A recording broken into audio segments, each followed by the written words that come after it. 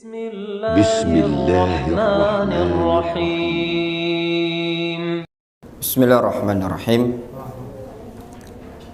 Alhamdulillahi nahmaduhu wa nasta'inuhu wa nastaghfiruh wa na'udzu billahi min syururi anfusina wa min sayyiati a'malina. May yahdihillahu fala mudhillalah wa may yudlil fala hadiyalah. Wa asyhadu an la ilaha illallah wahdahu la syarikalah wa asyhadu anna Muhammadan abduhu wa rasuluhu sallallahu alaihi wa ala alihi wa ashabihi ajma'in, amma ba'd. Kita masuk pada kajian kita di kajian yang kedua dari kitab Huququl Aulad 'alal Aba'i wal Ummahat, hak-hak anak terhadap orang tua, terhadap bapak dan ibunya. Pada pertemuan yang telah lalu kita telah menjelaskan berkaitan dengan pentingnya hak anak ini tadi dan kesolehan, kebaikan orang tua akan berpengaruh pada anak, serta lingkungan juga punya peran penting dalam perkembangan dan kesolehan anak, serta yang juga sangat penting adalah peran orang tua untuk melakukan penjagaan terhadap anak tersebut. Adapun insyaallah taala pada kajian kita di pagi hari ini kita masuk pada halaman ke-16 dari buku Arab yang kita kaji, At-Tafsil fi Masailil Huquq, rincian yang berkaitan dengan permasalahan hak-hak anak. Fa ba'dal ladzi taqaddam yasuqunal maqam ilal kalam an tafsil fi masailil huquq. Setelah pendahuluan yang telah lalu mendorong kita untuk menjelaskan rincian tentang permasalahan hak-hak anak ini. Fa'aqul al-aulad ni'matun 'uzma wa minhatun kubra yajibu syukruha. Aku katakan, anak merupakan nikmat yang sangat besar, anugerah yang sangat luar biasa yang wajib disyukuri oleh seorang muslim, yang wajib disyukuri oleh seorang bapak, seorang ibu. Wa naquma bihuquqiha, serta kewajiban yang harus kita tunaikan hak-haknya. Wa huququhum tanqasimu ila qismain, dan hak-hak mereka, hak anak, terbagi menjadi dua. Anak itu punya banyak hak, namun kalau disimpulkan hak anak itu terbagi menjadi dua. Yang pertama, awalan hukukun qoblal wujud, hak sebelum dia ada di muka bumi ini, bimakna qoblal wiladah, maknanya sebelum dia lahir. Anak kita sebelum dia lahir ke muka bumi ini punya hak atas orang tuanya yang harus ditunaikan oleh orang tuanya. Sanian, yang kedua, hukukun ba'dal wujud wa zuhur fid dunya. Yang kedua, anak itu punya hak setelah dia ada wujudnya di dunia ini. Jadi sebelum dia lahir, dia punya hak terhadap kita orang tua. Ketika dia sudah ada di bumi ini, ada di alam dunia ini, dia punya hak juga. Jadi ada dua hak yang harus ditunaikan. Sehingga jangan difahami seseorang itu punya kewajiban terhadap anaknya setelah anaknya lahir. Jawabannya enggak. Bahkan sebelum anaknya lahir, orang tua seorang insan punya kewajiban. Anak itu kan melalui proses dalam kandungan. Sebelum dia lahir, dia kan dalam kandungan, dia juga punya hak. Di sini disebutkan rinciannya. Awalan min hukukil waladi ala walidayhi qabla ayyujad. Awalan ayyakunal ab salihan hatta yantafi'al waladu bi idznallahi ta'ala wa hadza qad taqaddam. Wa yadkhulu fihi bi syaklin adhar ikhtiyaru zawja as-salihah wallati takunu umman murabbiyatan salihatan fa innal as-salihah awil umuman hiya awwalu labinatin fi tarbiyatil abna wal aulad umuman. Fazawj al-fatin al-kayyis huwa alladhi yakhtar at-turba at-tayyibah allati idza zar'a biha al-badr yakhruju tayyiban bi idznillah. Kama qala Allah jalla wa ala wal baladu tayyib yakhruju nabatuhu bi idzni rabbih walladzi khabutha la yakhruju illa nakida. Baca Alam. Pertama, di antara hak anak atas kedua orang tua sebelum ia ada. Pertama, seorang ayah berusaha menjadi orang yang soleh agar anak mendapatkan manfaat dengan semata izin dari Allah Azza wa Jalla. Dan pembahasan ini telah dikemukakan. Maksud dalam hak pertama ini memilih istri yang solehah dan yang akan menjadi ibu yang solehah. Sebab ibu yang solehah atau ibu secara keumuman adalah batu bata pertama dalam tarbiyah anak laki-laki dan semua anak secara umum. Sehingga seorang suami yang cerdik dan bijaksana adalah seorang yang memilih tanah yang baik. Jika ia menabur benih di sana, akan mengeluarkan hasil yang baik dengan izin dari Allah. Sebagaimana yang Allah firmankan, dan artinya, dan tanah yang baik, tanaman-tanamannya tumbuh subur dengan seizin Allah. Dan tanah yang tidak subur, tanaman-tanamannya hanya tumbuh merana. Quran surat Al-A'raf ayat 58. Di sini poin yang pertama, ayat ikhwah, ya. Termasuk hak anak, ya. Sebelum dia lahir, sebelum dia ada, hendaknya orang tua ayyakunal ab salihan. Orang tuanya berupaya untuk menjadi orang yang soleh. Jadi sebelum nikah, dia harus berupaya untuk menjadi orang yang soleh. Supaya apa? Supaya anaknya nanti akan terdidik dengan pendidikan yang baik. Hatta yantafi'al waladu bi idznallahi ta'ala. Supaya anaknya tadi bisa berkembang, tumbuh, mengambil kemanfaatan dari kesolehan orang tua.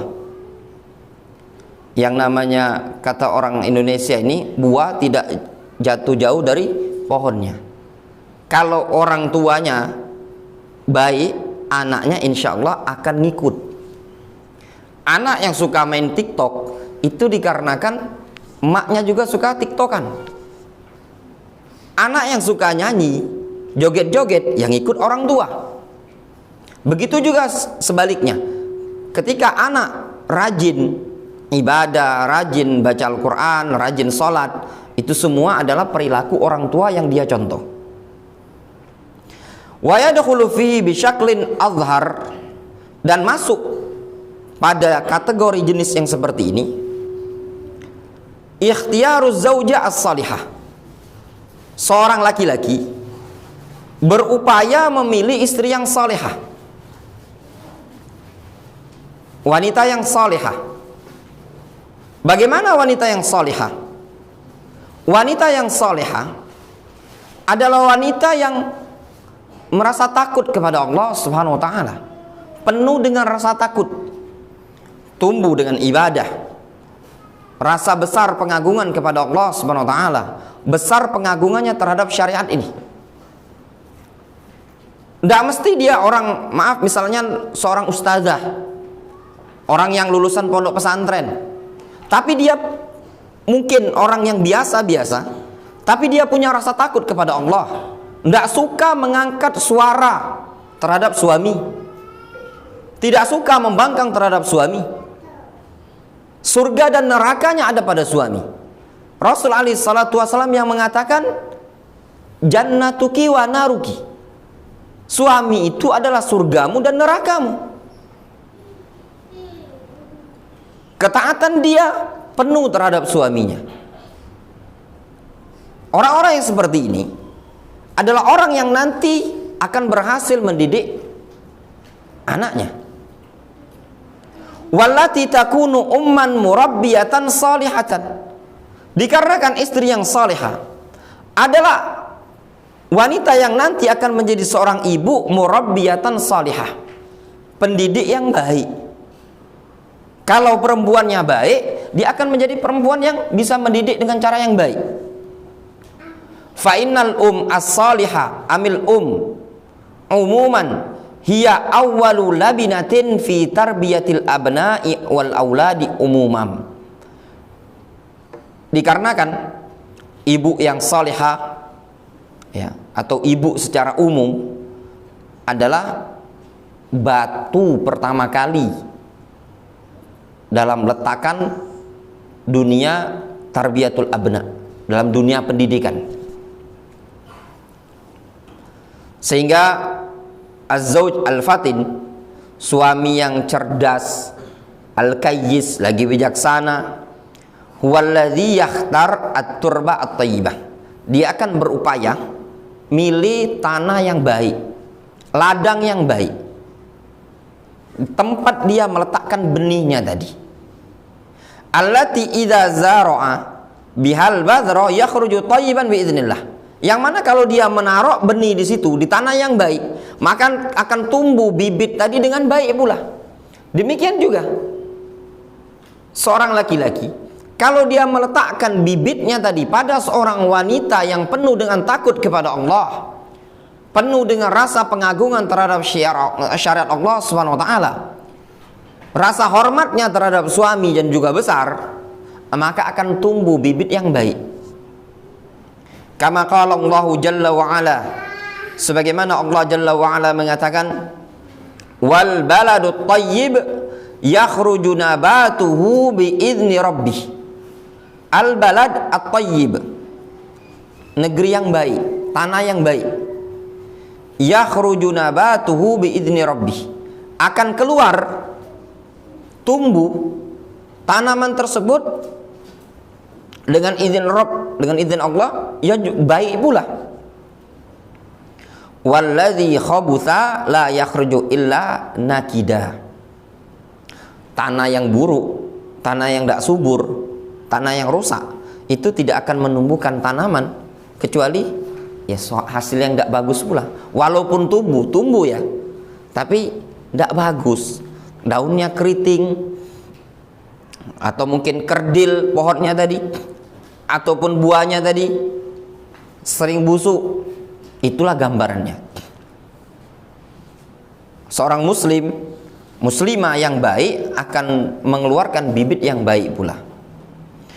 Wa dinunal islami qad hassana ala ikhtiyari zauja as-salihah at-thayyibah al-mubarakah. Agama kita, agama Islam ini telah menganjurkan kita, mendorong kaum lelaki untuk memilih istri yang salihah, yang baik, yang diberkahi. Allati inna kharajaz zauj minal bait hafizathu wa hafizat auladahu wa hafizat irdahu. Wanita yang baik, wanita yang salihah, yang baik, yang kata Rasul apa? Dijelaskan dalam hadis ini tadi. Gambarannya, wanita yang baik tadi adalah az-zaujah as-salihah, istri yang salihah, yang kalau suaminya pergi keluar dari rumah tersebut, dia akan menjaga rumah tadi. Wa hafizat auladahu, akan menjaga anak-anaknya. Wa hafizat irdahu, akan menjaga kehormatan suaminya, kehormatan rumah tangga, menjaga dirinya. Itu wanita yang baik. Berbeda dengan zaman sekarang, sebagian wanita suaminya kerja keluar, dia hanya selingkuh. Wa qad qala an-nabiy sallallahu alaihi wasallam, ad-dunya mata'un wa khairu mata'id dunya al-mar'atus salihah. Nabi sallallahu alaihi wasallam mengatakan, dunia adalah mata', ya, keindahan, perhiasan. Dan sebaik-baik perhiasan dunia, sebaik-baik keindahan dunia, sebaik-baik aset di dunia, al-mar'atus salihah, wanita yang salihah. Akhrajahu Muslimun wa ghairuhu. Hadis ini diriwayatkan Imam Muslim dan yang selainnya. Wa fil hadis indal Bukhari wa Muslim, disebutkan dalam hadis pada riwayat Bukhari dan Imam Muslim, tunkahul mar'atu li arba'in. Rasul mengatakan wanita itu umumnya dinikahi dikarenakan 4 perkara, 4 alasan. Orang menikahi seorang wanita umumnya dikarenakan ada 4 tujuan. 5 liha, terkadang tujuannya dikarenakan harta yang dimiliki wanita itu tadi. Wanita itu punya harta. Wali hasabiha, atau dikarenakan kedudukannya, posisinya, jabatan dia, atau dikarenakan dia dari keturunan yang baik-baik. Ya, kalau istilahnya keturunan ningrat. Kalau zaman dahulu dari suku yang terkenal besar seperti Quraisy. Wali jamaliha, dan juga terkadang dikarenakan kecantikan dia. Wali diniha, dan juga yang keempat terkadang dikarenakan agamanya. Itu tujuan orang menikah. Seorang wanita dinikahi, daya tarik yang ada pada wanita tadi untuk dinikahi terkadang 4 perkara ini tadi ya, karena dia punya harta, atau kedudukan dari posisi orang yang dari keluarga atau keturunan yang punya nama, atau dikarenakan kecantikan dia, atau dikarenakan agamanya. Rasul alaihi salatu wasallam menyebutkan fadhfar bidzatid din taribat yadak. Kemudian Rasul mengatakan, pilihlah olehmu zatud din, yang bagus agamanya. Ya. Cari keberuntungan, kesuksesan dengan wanita yang bagus agamanya. Taribat yadak. Kalau tidak, kata Rasul, taribat yadak, engkau akan binasa, engkau akan celaka. Fal hadis fihi ikhbarun anna alladhi yad'u ar-rijal ila tazawwuj ahadu hadhil arba'. Pada hadis ini terdapat faedah, khobar, pemberitaan dari Nabi SAW, bahwasannya yang mendorong seseorang laki-laki untuk menikah adalah salah satu dari 4 poin ini tadi. Ketika ada seseorang laki-laki menikahi seorang wanita, tanya, kenapa kamu menikahi dia? Tidak lepas dari 4 perkara ini tadi. Karena dia cantik, atau karena dia kaya, atau karena dari keturunan yang baik-baik, atau dikarenakan agamanya baik. Wa akhiruha, poin terakhir yang disebutkan oleh Rasul, walidiniha, dikarenakan agamanya. Fadhfar bidzatid din taribat yadak. Pilih yang bagus agamanya, kalau tidak engkau akan celaka, akan binasa. Fa'amarahum annahum idza wajadu zatad din alla ya'dilu anha. Lalu Nabi SAW memerintahkan mereka, memerintahkan kaum lelaki, bahwasanya mereka kalau mendapati ada wanita yang bagus agamanya, alla ya'dilu anha, hendaknya mereka kaum lelaki jangan berpaling dari wanita yang bagus agamanya tadi. Oleh karenanya Al-Imamu Ahmad beliau pernah memberikan gambaran bagi lelaki ketika ingin menikah. Kata Imam Ahmad, kalau engkau ingin menikahi seorang wanita, tanya yang pertama kali engkau tanya adalah kecantikannya. Karena yang paling dominan biasanya yang dipilih laki-laki adalah kecantikannya. Tanya, cantik atau tidak? Setelah engkau bertanya dia cantik, kemudian barulah engkau tanya, bagus enggak agamanya? Ketika bagus agamanya, lanjutkan. Imam Ahmad tidak menyarankan tanya bagus enggak agamanya. Kenapa kata Imam Ahmad? Nanti kalau dia bertanya bagus tidak agama wanita ini tadi, ternyata jawabannya agamanya bagus, nomor 1 tentang kesolehan. Dia tanya kedua, cantik apa enggak? Ternyata sumbing. Ditolak sama dia. Berarti orang ini nolak karena kecantikannya, bukan karena agamanya. Berarti dia cari cantik, bukan cari agama. Kalau dia cari agama, ini agama udah bagus. Pas tanya kedua, cantik apa enggak? Kata dia, sumbing bibirnya. Sudah kalau gitu cari yang lain aja. Nah, berarti dia menolaknya kan, berarti niat utamanya adalah cari kecantikan. Ya. Tapi kalau dia tanya, cantik enggak? Cantik. Agamanya bagus enggak? Dapat informasi agamanya bagus, ya sudah tinggal maju. Dapat informasi agamanya enggak bagus, ya suka ghibah, enggak sholat, ya apa namanya? Tapi cantik itu tadi, sholat enggak, dia apa? Rambutnya botak misalkan kan, tomboy itu. Nah, tapi cantik. Ya seperti ini ditolak sama dia kan, karena agamanya buruk. Ya, berarti dia nolak karena agama. Tapi kalau masih dimaju sama dia, berarti memang ini orang tipenya cari cantik. Kemudian di sini disebutkan wa akhbaran Nabi sallallahu alaihi wasallam kama jaa min hadithi Abi Hurairah annahu suila alaihi salatu wasalam ayyun nisa'i khairun. Qal allati tasurruhu in nadhara wa tuti'uhu in amara wa la tukhalifuhu fi nafsihi wa maliha bima yakrah. Baca lang. Ketemu tak? Nabi SAW memberitakan sebagaimana dalam hadis Abu Hurairah radhiyallahu anhu bahwa beliau ditanya wanita bagaimana yang baik itu, beliau menjawab wanita yang suaminya senang jika memandanginya, wanita yang menaati suami jika memerintahnya, dan wanita yang tidak menyelisih suami dalam urusan diri dan hartanya dengan perkara yang tidak disenangi suami. Nah di sini Nabi SAW menyebutkan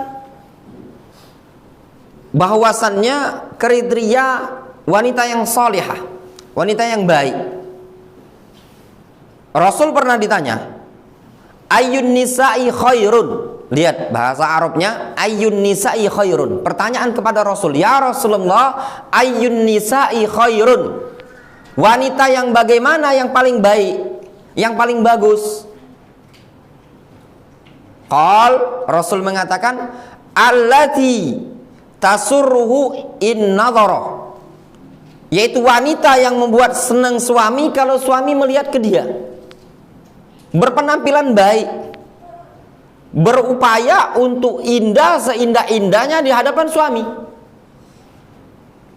Sangat-sangat indah. Dan itu ibadah bagi seorang wanita. Wa tuti'uhu in amara. Mentaati suami kalau suami memerintahkan. Ini juga poin yang penting. Apapun aktivitas, sebesar apapun yang dikerjakan seorang istri, ketika suami memanggil, harus cepat-cepat. Jangan ditunda-tunda. Kemarahan suami adalah kemarahan Allah Subhanahu wa taala. Dan kemurkaan malaikat. Ketika suami marah, dongkol, jengkel, ketika itu pula malaikat murka kepada seorang wanita. Dan juga Allah SWT murka kepada dia. Bayangkan besarnya kedudukan suami. Sampai-sampai Rasul alaihi salatu wasallam menyebutkan, "Lau kuntu amiron ahadan ayasjuda li ahadin la amartul mar'a ayasjuda li zaujiha." Kalau seandainya pantas seorang makhluk sujud kepada makhluk yang lain, kuperintahkan istri untuk sujud menyembah suaminya. Namun tidak pantas seorang istri sujud menyembah suami.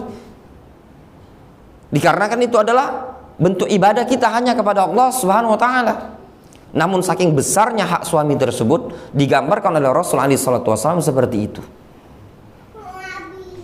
Kemudian juga Rasul menyebutkan, wala tukhalifuhu fi nafsiha wa maliha bima yakrah. Dia tidak suka menyelisih suaminya, baik dalam urusan dirinya, urusan hartanya, dengan sesuatu yang tidak disukai suami. Lihat, perhatikan konteks lafaz hadisnya. Rasul menyebutkan wala tukhalifuhu fi nafsiha. Wanita yang baik-baik, wanita yang paling afdol di muka bumi, ndak mau menyelisih suami fi nafsiha, pada diri dia dewek. Maksudnya gini ya, keinginan dirinya pengennya A, tapi suaminya pengennya B.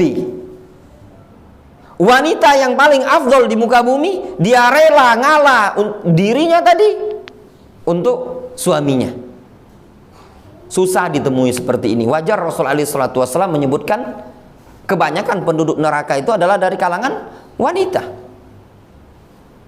Wa maliha, dan dia tidak mau menyelisih suaminya fi maliha, dalam urusan harta dia dewek. Jadi ini seorang perempuan, seorang istri, dia punya harta milik dia pribadi. Suaminya pengen B, dianya pengen A. Dia tidak mau menyelisih suaminya.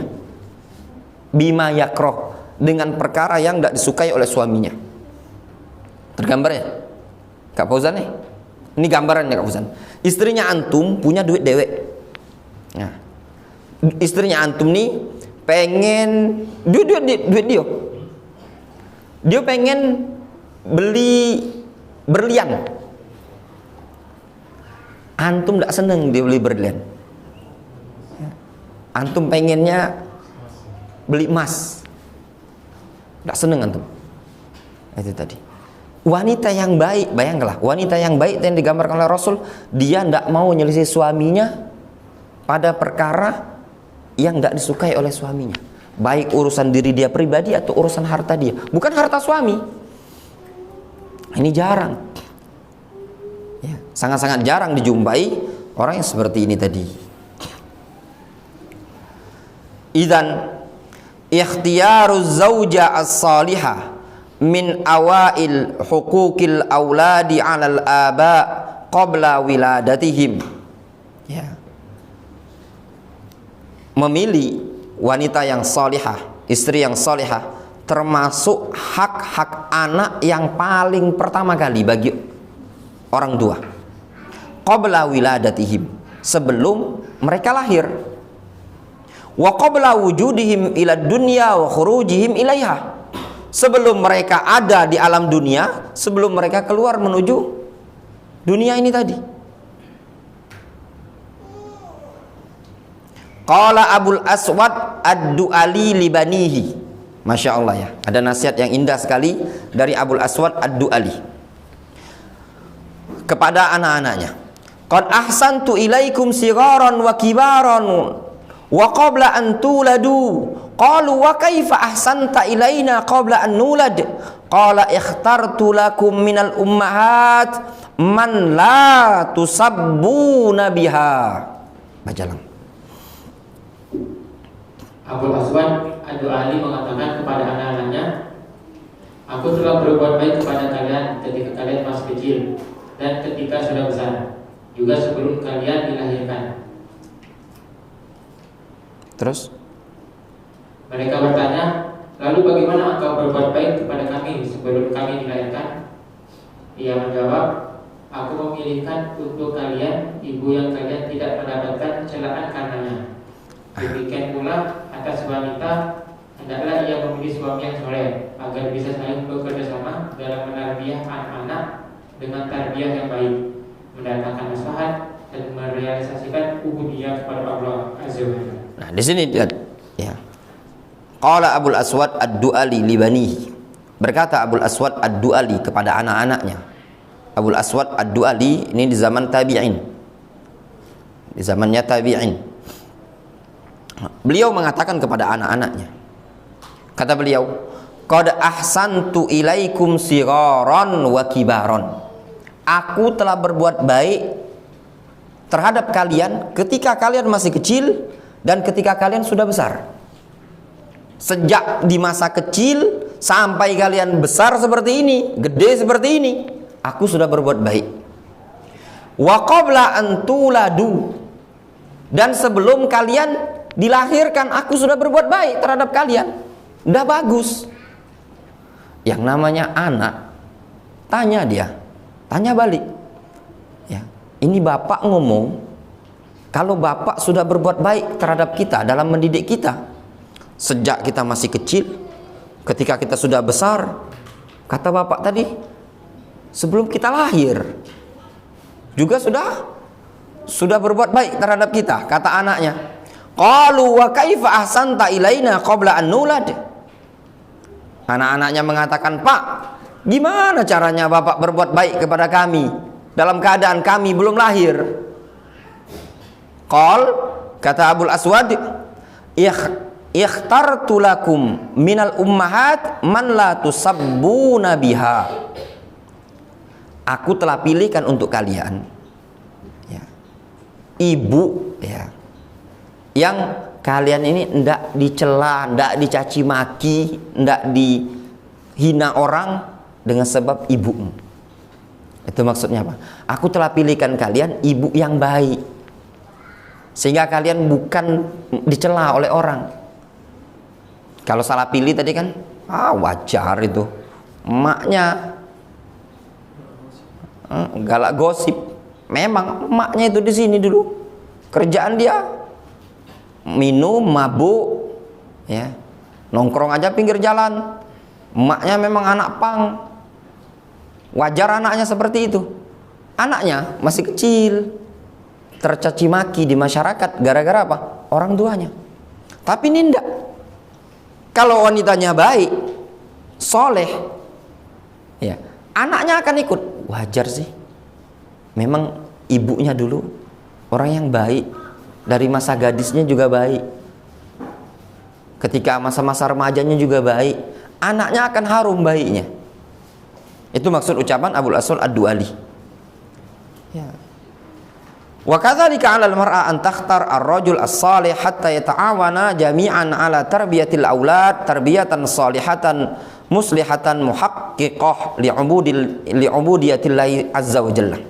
Demikian juga bagi seorang wanita juga hendaknya memilih laki-laki yang saleh, suami yang saleh, supaya mereka saling ta'awun, saling bantu-membantu di dalam mendidik anak-anak dengan pendidikan yang salihah, pendidikan yang baik, yang bagus, serta bisa membenahi apa-apa yang perlu dibenahi dan juga bisa merealisasikan, mewujudkan ubudiyah kepada Allah Subhanahu wa taala.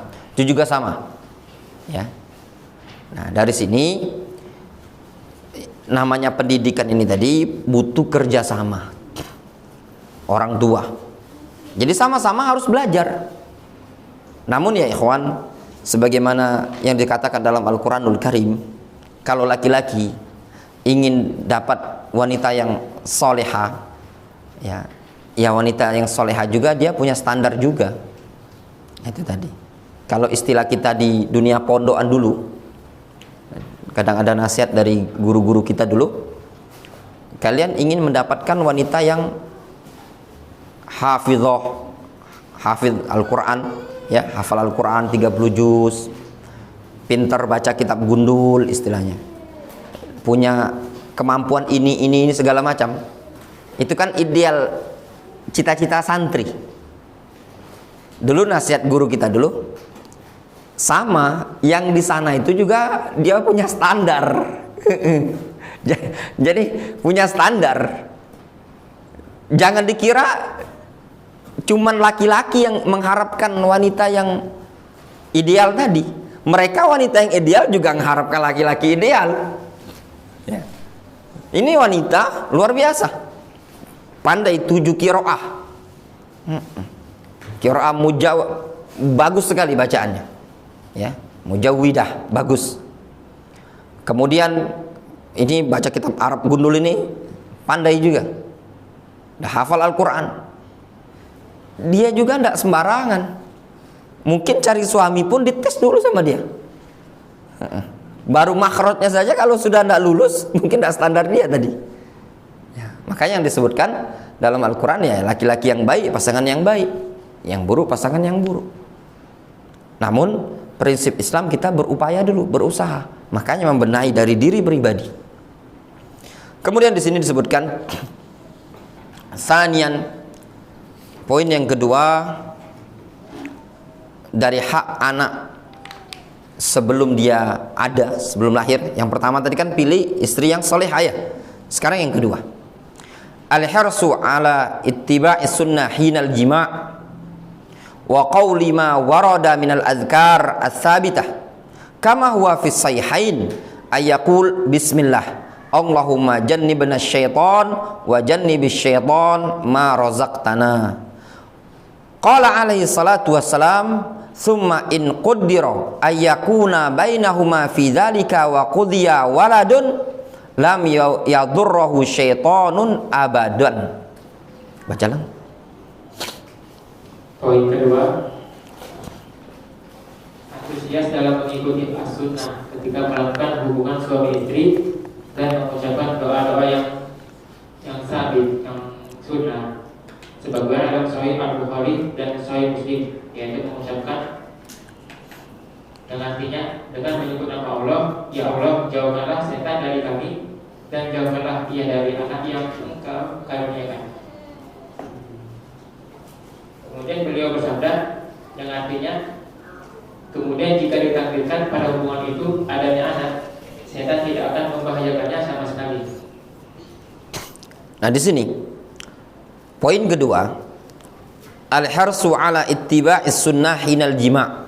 Setelah dapat istri yang wanita dapat suami, maka antusias, semangat untuk mengikuti sunnah ketika hubungan suami istri. Hubungan suami istri ini kan wasilah perantara untuk mendapatkan keturunan. Maka di antara pengamalan sunnah adalah berzikir dengan zikir yang sabit, yang sahih dari Nabi sallallahu alaihi wasallam. Di antaranya yang disebutkan di sini, dia mengucapkan bismillah Allahumma jannibna syaitan wa jannibis syaitan ma razaqtana. Dengan menyebut nama Allah, ya Allah jauhkan kami dari syaitan dan jauhkan anak kami dari syaitan juga. Wa qala alaihi salatu wassalam, Rasul mengatakan summa in quddira ayyakuna bainahuma fi dzalika. Kemudian kalau memang ditakdirkan pada hubungan tersebut dia memiliki anak, wa qudiya waladun lam yadurruhu syaitonun abadan. Dan kalau memang ternyata ditakdirkan dia dapat anak, maka tidak akan dimadaratkan oleh syaitan, dapat penjagaan dari Allah Subhanahu wa taala. Ini juga perkara yang disyariatkan, disunnahkan. Namun di sini dibahas oleh para ulama, apakah ini dibaca oleh laki-laki saja ataukah wanita juga? Di sini sebagian para ulama mengatakan ini dibaca cuma bagi laki-laki, tidak untuk wanita. Namun sebagian para ulama yang lain mengatakan dua-duanya, baik suami baik istri, tetap disyariatkan membaca zikir ini tadi, bismillahi Allahumma jannibna syaitan wa jannibis syaitan ma razaqtana. Wa hadha amrun zahirun fattiba'u sunnah fi hadzal bab amrun 'azimun fihi tahqiqun lil 'ubudiyyah wa tajridul ittiba' li nabiyillahi sallallahu alaihi wasallam. Wa la syakka anna al-'abda yahris kullal hiras ala ayyajtaniba wa ayyujanniba nafsahu wa auladahu nazaratish syayatin fa yasta'idzu billahi minasyaitan wa nazaratihi wa yatlubu minallahi ayyujanniba man kataba lahu ayyulad min sulbihi nazaratish syaitan. Bacalah. Ini adalah suatu perkara yang terlihat jelas. Mengikuti bimbingan as-sunnah dalam masalah ini adalah perkara yang besar. Di dalamnya terdapat realisasi ubudiyah, penghambaan, dan memurnikan sikap mengikuti Nabiullah. Tidak diragukan lagi bahwa seorang hamba akan benar-benar antusias untuk menghindari dan menghindarkan dirinya dan anak-anaknya dari gangguan setan. Ia juga akan memohon kepada Allah agar menjauhkan gangguan setan dari keturunannya yang Allah tentukan untuknya. Ini jelas sekali ya. Dalam hadis ini sudah jelas, gamblang, yang namanya seseorang kalau ngikuti sunnah dalam perkara ini saja, ya, dalam perkara hubungan badan, dia sudah berupaya untuk ikuti sunnah dengan cara dia baca zikir ini tadi. Ini bukan perkara yang semata-mata mubah, namun terdapat padanya tahqiqun lil ubudiyah, bentuk kita mewujudkan ubudiyah kepada Allah. Dari sisi kita berlindung kepada Allah. Allahumma jannibna syaitan, itu minta kepada Allah, bentuk ubudiyah kita kepada Allah. Yang kedua, tajridul ittiba, pemurnian ittiba, betul-betul dia mencontoh Rasulullah SAW, sehingga pada perkara yang maaf dianggap tabu ini tadi, yang namanya hubungan suami istri, namun kalau pada poin seperti ini saja dia sudah merealisasikan ubudiyah kepada Allah dan juga dia mengamalkan sunnah Rasul SAW, maka kebaikan yang akan dia dapatkan itu tidak diragukan lagi, bahwasanya orang ini sudah semangat dan antusias untuk menghindar serta menghindarkan anak keturunannya dari gangguan syaitan. Ya. Fangzur ila hadha at-tawji' an-nabawi as-sadid fima yajibu 'ala al-insan hatta wa huwa bimithli hadhil halat ayattabi'a as-sunnah was sunnah khairun. Lihat kepada bimbingan Nabi yang lurus ini tadi tentang kewajiban bagi seseorang, ya, itu berzikir ini tadi, sampai-sampai pada kondisi yang seperti ini dia berupaya mengikuti sunnah, yang namanya sunnah tersebut khairun, adalah kebaikan. Ya. Ini juga kalau sudah terbiasa dari perkara-perkara sepele yang dianggap ringan, dia berupaya untuk mengikuti sunnah, maka kedepannya dia akan terbimbing. Ya. Salisan, yang ketiga, ya, termasuk hak anak sebelum dia lahir. Poin ketiga, jelas ya. Yang pertama tadi pilih istri yang soleha, yang baik, yang bagus, Usman. Cari istri yang soleha, Usman. Yang kedua, ini zikir hafalkan. Tanya sama Pratman. Ya kan, Pratman itu yang pakarnya. Zikir belajar sama Pratman itu tadi. Yang ketiga, salisan, ya, du'aullahi jalla jalaluhu wa taqaddasat asma'uhu bi ayyarzuqahuma alwalad as-salih wa hadha huwa manhaju ahlil haq wal iman. Nah, yang ketiga, dia berdoa kepada Allah, ya, agar Allah SWT memberikan rezeki kepada mereka, kepada suami istri ini tadi, berupa anak yang soleh. Minta, ya, minta, mohon kepada Allah, ya Allah berikan aku anak yang soleh. Ketika anak istrinya hamil, ketika masih dalam proses pengantin baru, minta agar Allah SWT berikan anak yang soleh. Wa hadza huwa manhaju ahlil haqqi wal iman, dan ini adalah manhaj, metode ahlul haqqi wal iman. Ya. Itu juga tidak masalah ketika dia belum menikah, masih bujangan, dia minta, ya Allah berikan aku anak yang soleh, tidak masalah, diperbolehkan.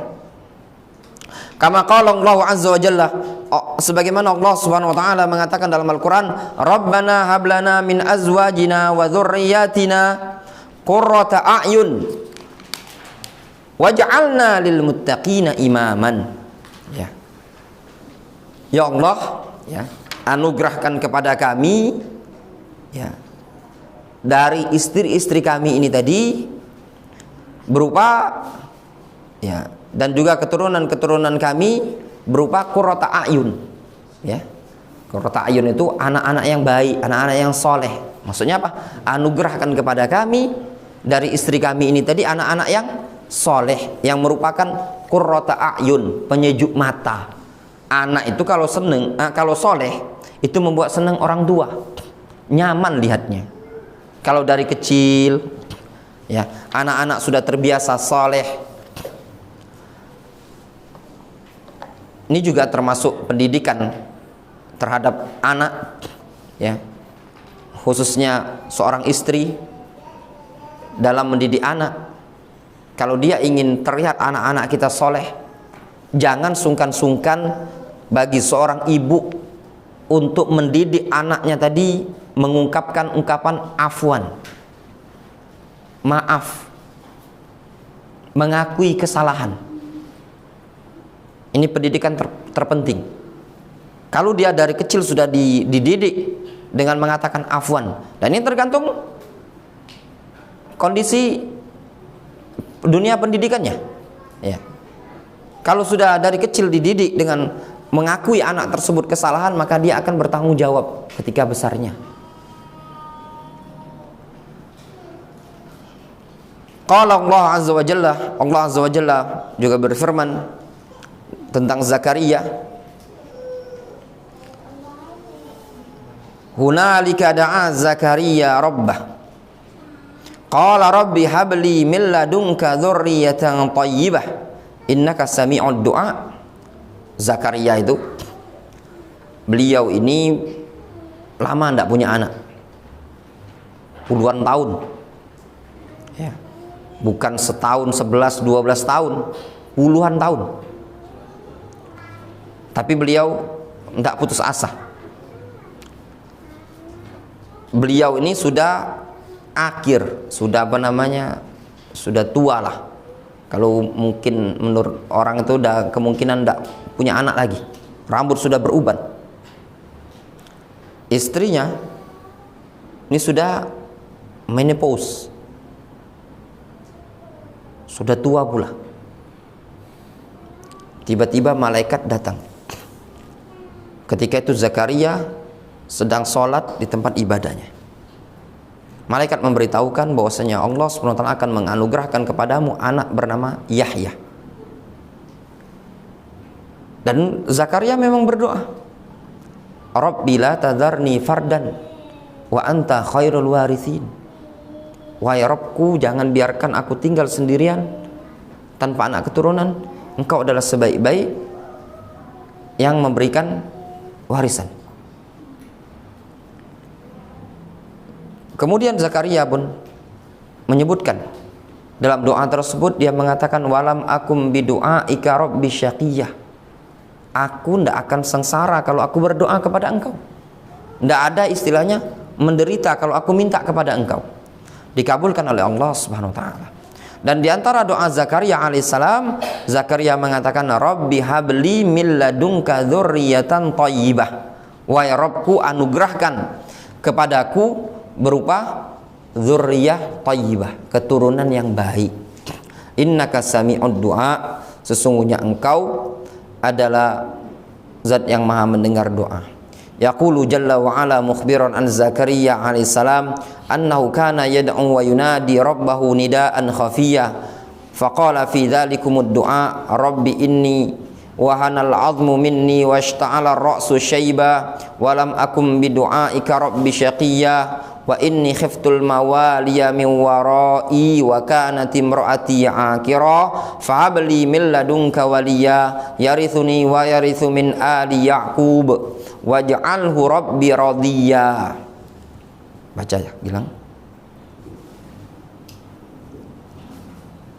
Allah juga berfirman tentang Zakaria alaihissalam bahwa beliau berdoa dan memanggil Rabbnya dengan seruan yang lirih.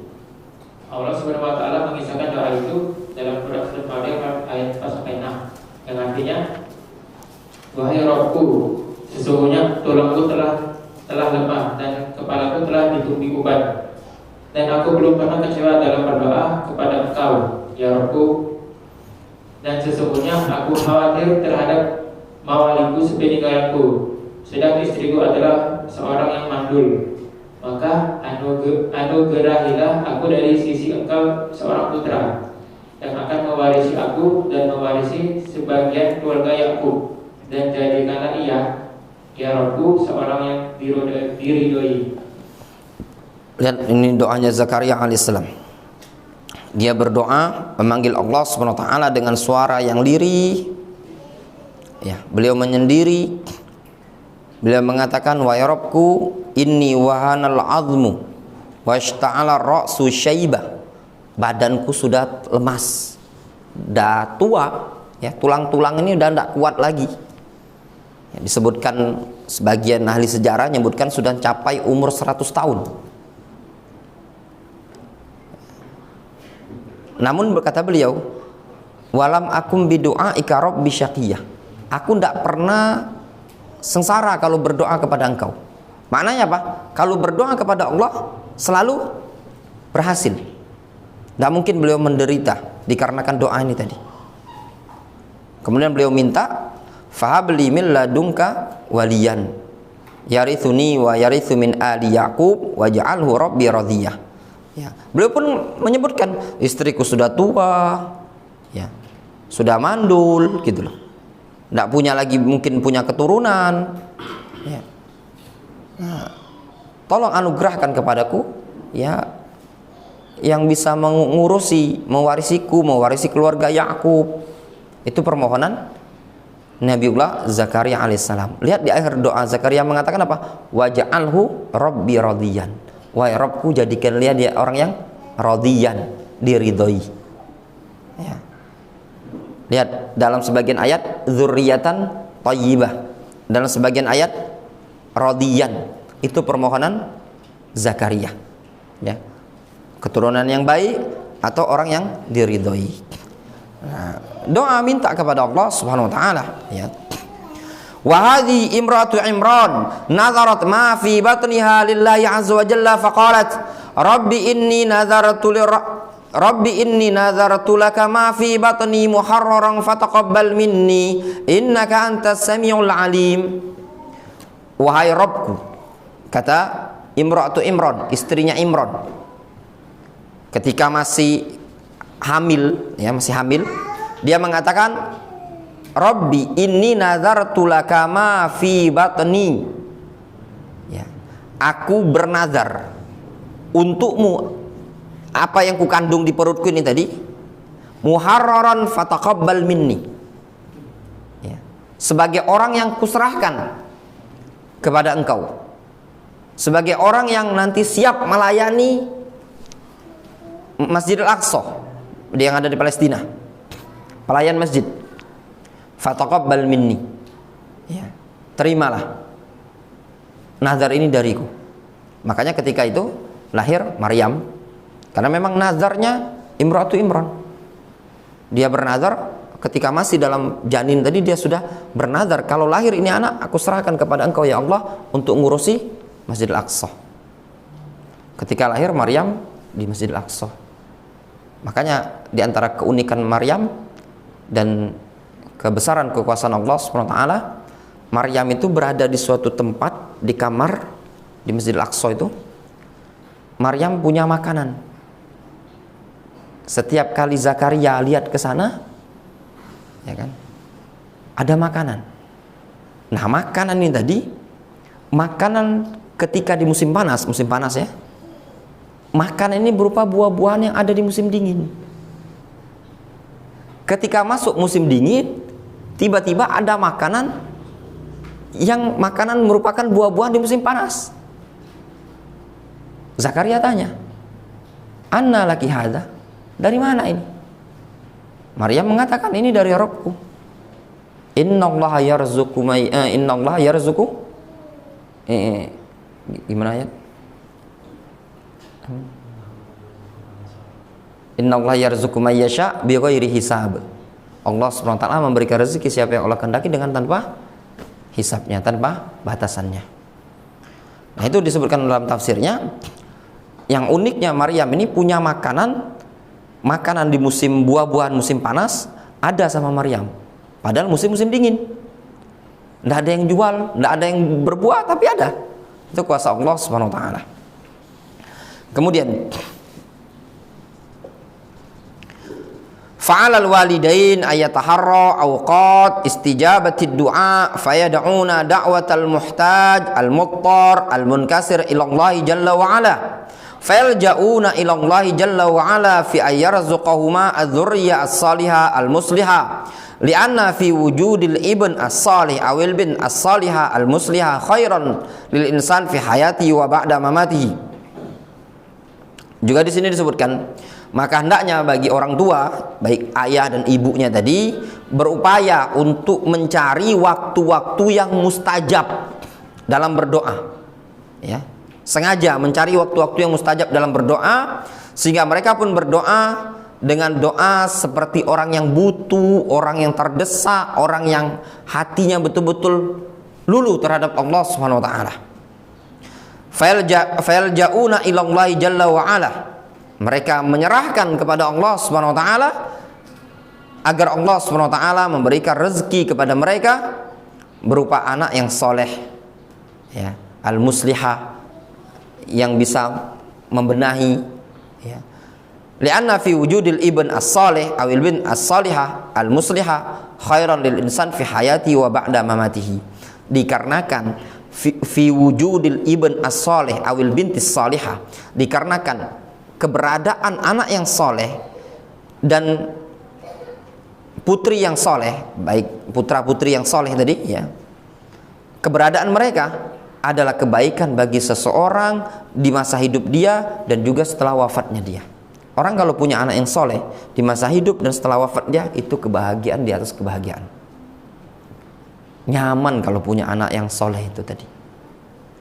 Ketika terdengar ada tawuran, antum akan nyaman sekali, ya. Walaupun hidup di tempat gubuk yang kecil, tapi kalau malam-malam dengar anak-anak tadi baca Al-Quran, ya, antum lagi tidur, anaknya antum bangunkan, "Abi, bangun, sudah azan." Itu luar biasa.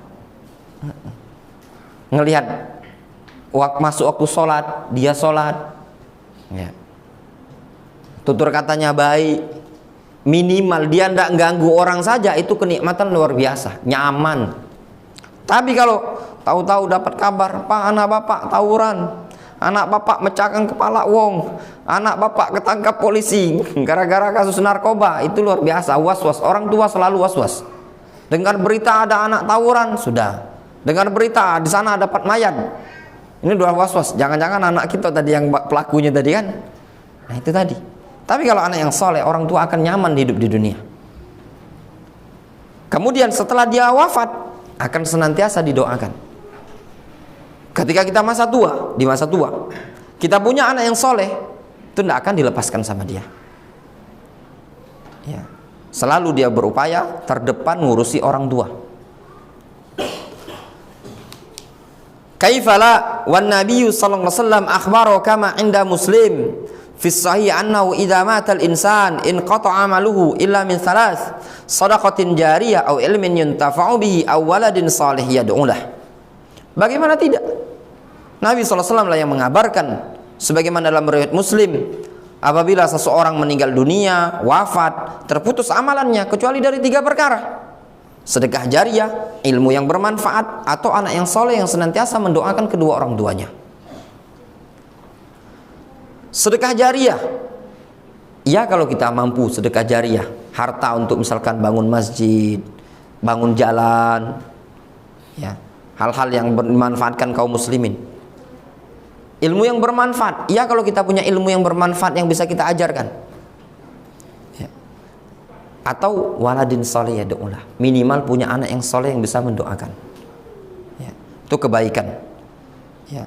Sampai kapanpun kita meninggal dunia, anak-anak ini tadi yang akan mendoakan kita, yang kita nanti doanya nanti.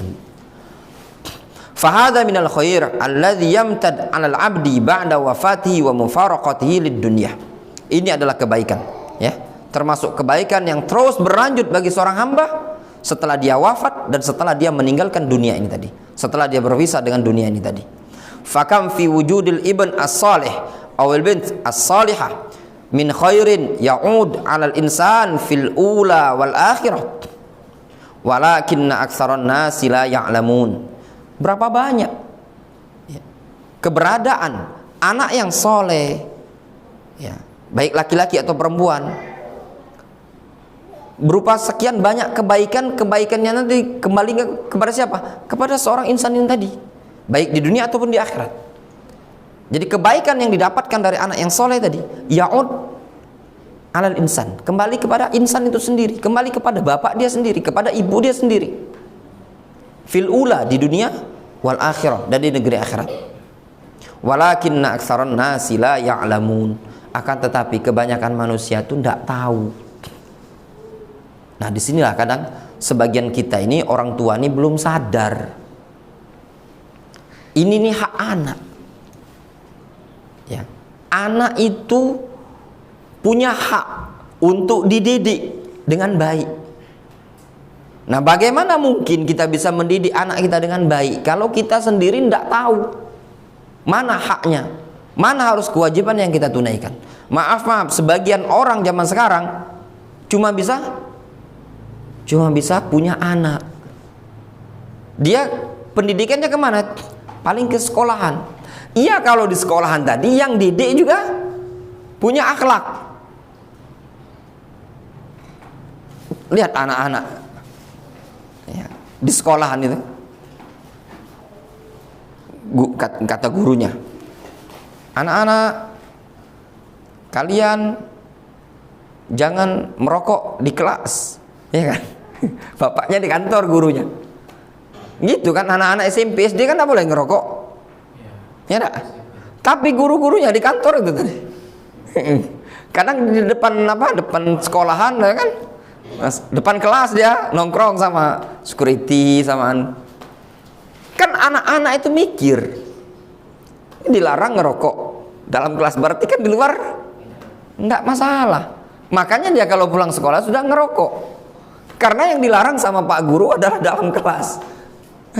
Coba kalau Pak Gurunya bilang jangan merokok, nah baik di luar kelas dan dalam kelas, kenapa rokok haram? Mungkin dia nanya tadi. Ini contoh pendidikan yang kurang tepat, ya.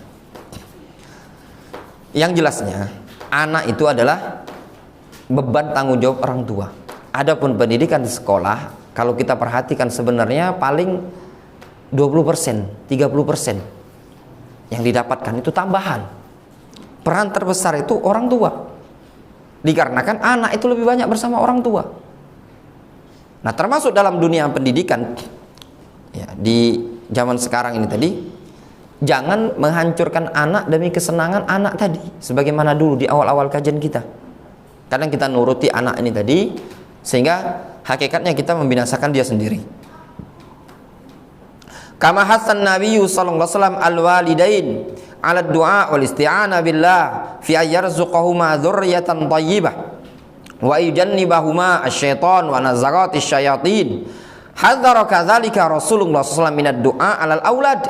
Faqala wala tad'u 'ala anfusikum wala tad'u 'ala auladikum wala tad'u 'ala amwalikum wala tuwafiqu minallahi sa'atan yus'alu fiha ata'an fayastajibu lakum.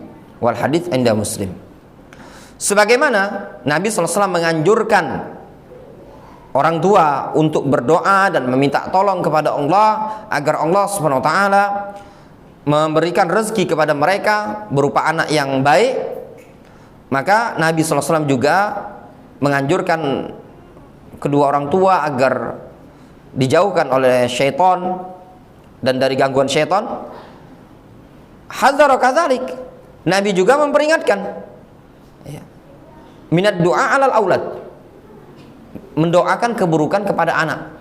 Jadi Nabi menganjurkan mendoakan kebaikan kepada anak, namun Nabi juga memperingatkan, ya, memperingatkan untuk atau dari mendoakan keburukan.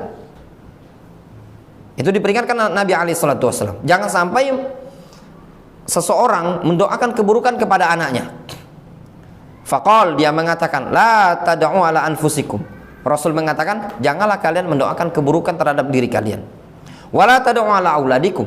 Jangan doakan keburukan terhadap anak-anak kalian. Wala tad'u ala amwalikum. Jangan doakan juga keburukan terhadap harta kalian. La tuwafiqu minallahi sa'atan. Ya. Jangan sampai, ya, kalian mencocoki suatu waktu yus'alu fiha, atau yang waktu tersebut diminta pada Allah Subhanahu wa taala, fayastajiba lakum, lalu Allah mengabulkannya. Kadang kita tidak sadar, hati-hati ngomong terhadap anak, istri, ya sesuatu yang buruk sehingga terkadang membinasakan dia. Ya. Makanya hal-hal yang seperti ini ya dihindari. Yang memancing keributan ya itu dihindari. Wa yaqulu alaihi salatu wassalam thalathu da'awat mustajabat la syakka fihinna da'watul mazlum wa da'watul musafir wa da'watul walid ala waladihi. Rasulullah SAW mengatakan ada 3 doa yang mustajab, tidak diragukan padanya. Doa orang yang dizalimi, doa orang musafir, dan doa orang tua kepada anaknya. Ya, itu doa mustajab. Orang yang dizalimi, hati-hati kalau dia mendoakan. Ya, walaupun dia kafir sekalipun, kalau dia berdoa minta kepada Allah Subhanahu Wa Taala, maka bisa saja doa tadi mustajab. Kemudian doa orang yang musafir itu perjalanan jauh, itu waktu doanya juga mustajab. Da'watul walid ala waladihi, doa orang tua terhadap anaknya. Makanya bagi orang tua perbanyaklah mendoakan kebaikan terhadap anaknya.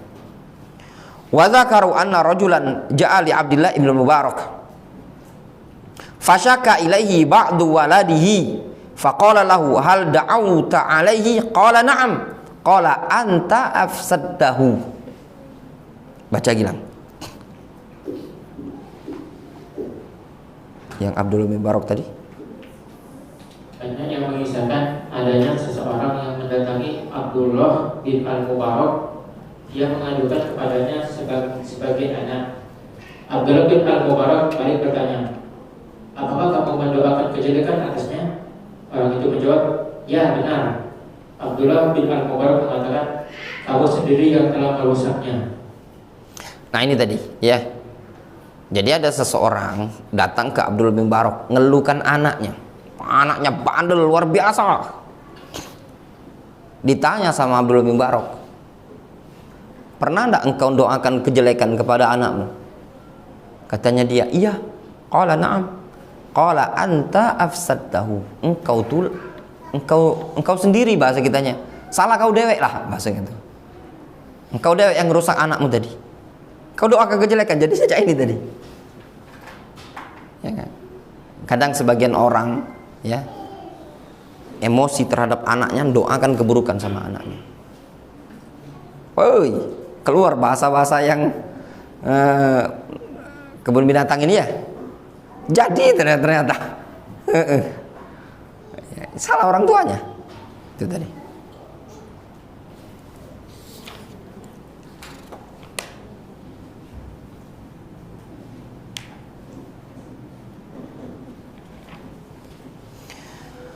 Wa asnad al-Imam Abu Daud fi kitab sunan min kitab talaq bab idza aslama ahadul abawain ma'a man yakunul walad. Hadisan an Abdul Hamid ibni Ja'far qala akhbarani abi an jaddi Rafi' ibni Sinan annahu aslama wa abat imra'atuhu an tuslimah fa'atat an-nabiyya alaihi salatu wassalam faqalat ibnati wa hiya fatimun aw shibhuhu wa qala Rafi' ibnati ya'ni kullun minhuma yatlub al-bint lahu faqala lahu an-nabiy sallallahu alaihi wasallam uq'ud nahiyah wa qala laha uq'udi nahiyah wa qa'ada as-sabiyya bainahuma thumma qala ud'waha kullun minkuma yad'ul bint ilaihi famalatis sabiyya ila ummiha faqala an-nabiy sallallahu alaihi wasallam Allahumma hdiha famalat as-sabiyya ila abiha fa akhadhaha. Nah, ada kisah ya, baca Gilang. Al-Imam Abu Dawud dalam sunannya pada kitab At-Talaq bab idza aslama ahadul awaini ma'a man yakun al-walad. Di sini disebutkan di dalam Sunan Abi Daud, ya, ada bab dalam permasalahan talak. dalam permasalahan talak. Jadi ini ada suami istri, dia ini kafir. Anggaplah kita zaman sekarang ya. Ini kejadian sama Rasul. Zaman sekarang ini Kristen, sama-sama Kristen. Koko dan Cece ini tadi non muslim masuk Islam, lakinya melok pengajian, bininya belum kalah. Permasalahan itu anaknya ini cak mana statusnya? Tergambar Kak Fauzan. Antum punya tetangga, punya kawan mungkin Kak Fauzan, lakinya melok pengajian, nah masuk Islam lah, ya jadi mualaf. Nah ini anaknya Koko ini tadi kemana nasibnya tadi? Statusnya melok siapa? Melok bapak atau melok anu? Nah ini yang disebutkan Imam Abu Daud. Lalu Imam Abu Daud bawakan hadis dengan sanadnya, baca lang. Membawakan sanad sebuah hadis dari Abdul Hamid bin Ja'far yang mengatakan, ayahku memberitakan kepadaku dari kakekku yaitu Rafi bin Sinan bahwa ia masuk Islam, tetapi istrinya tidak mau masuk Islam. Nah si Rafi bin Sinan ini kejadiannya, Rafi bin Sinan masuk Islam. Ya, Rafi ibnu Sinan annahu aslama, dia masuk Islam. Wa abat imra'atu an tuslima, namun istrinya si Rafi ini tadi enggan, belum mau masuk Islam. Ya, terus lalu si istri mendatangi Nabi dan menyampaikan, ini adalah putriku dan baru saja disapih atau masih belum lama disapih. Nah, yang ini istrinya si Rafi ngotot dia. Sampai dia datang kepada Nabi SAW, dia mengatakan ini anakku, ya, anak perempuan ini anakku.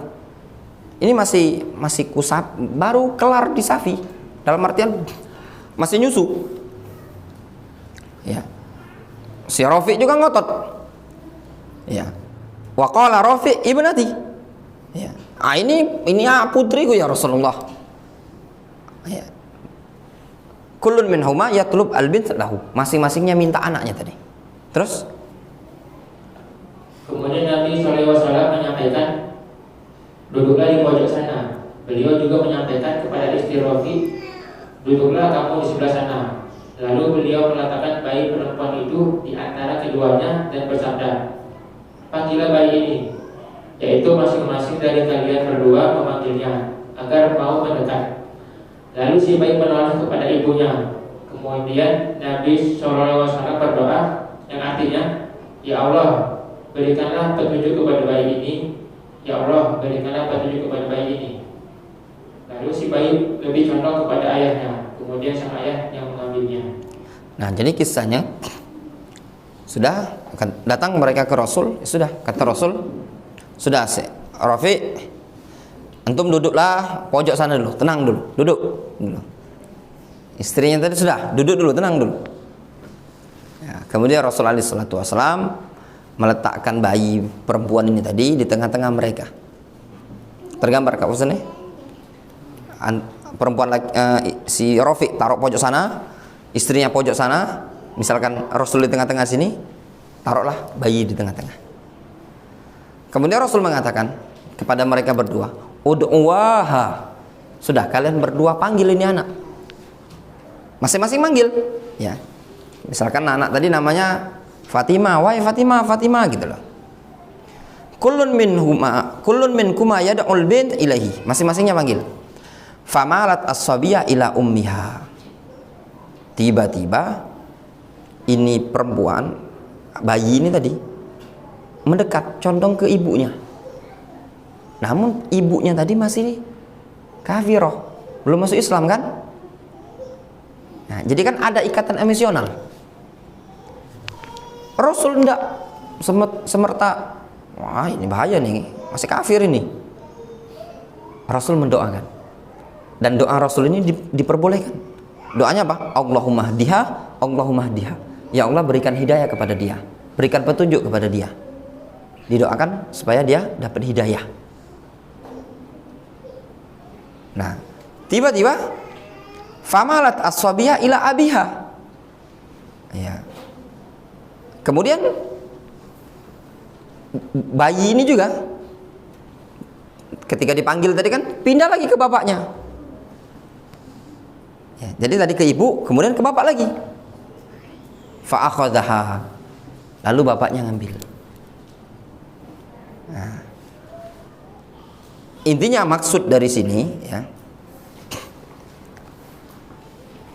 yang disebutkan oleh Syekh Abdullah Al-Bukhari, kata beliau, fangzuru ila izamid du'a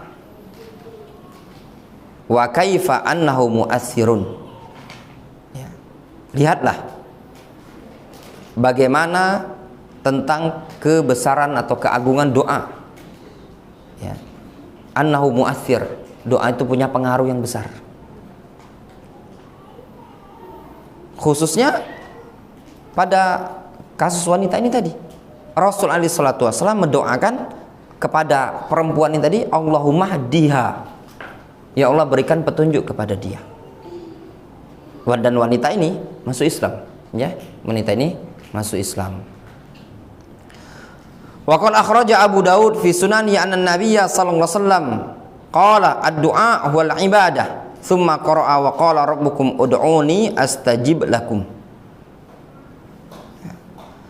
Dan juga Imam Abu Daud menyebutkan dalam sunannya bahwasanya Nabi sallallahu alaihi wasallam mengatakan doa adalah ibadah. Kemudian beliau membaca ayat wa qala rabbukum ud'uni astajib lakum. Allah Subhanahu wa taala mengatakan berdoalah kepadaku, aku akan kabulkan untuk kalian.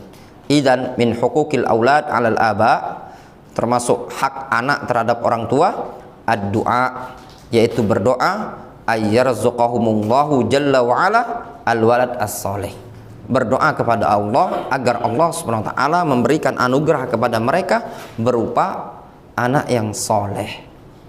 Nah, ini tadi poin terpenting bagi orang tua untuk banyak-banyak berdoa kepada Allah supaya anaknya dijadikan oleh Allah Subhanahu wa taala anak yang soleh. Nah, adapun poin yang berikutnya itu yang keempat, yaitu memperhatikan kondisi asupan yang ada dalam perut, nutrisi sang janin. Insyaallah akan kita lanjutkan pada pertemuan yang berikutnya ya, yang berikutnya insyaallah pada 2 pekan lagi ya, 2 pekan lagi insyaallah taala kajian kita pekan ke-1 dan pekan ke-3 ya.